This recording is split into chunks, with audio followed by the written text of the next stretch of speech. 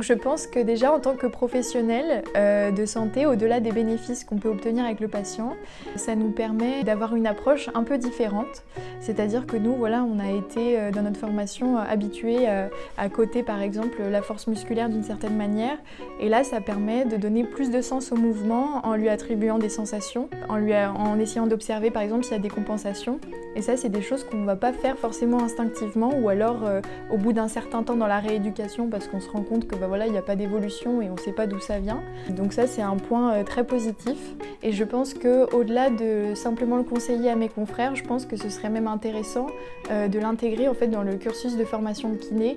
Voilà, de dire aux futurs kinés que y a aussi une ouverture sur la visualisation qui pourrait être intéressante et qui leur permettrait en fait d'être des meilleurs thérapeutes.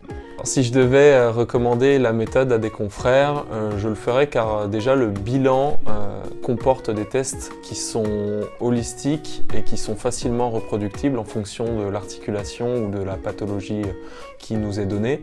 Dans un second temps, il est vrai que plus de gens utiliseront, plus de praticiens utiliseront la méthode, plus il sera facile en fait, de venir à bout notamment de certaines des inhibitions qui tendent à retarder notre pratique et notre rééducation.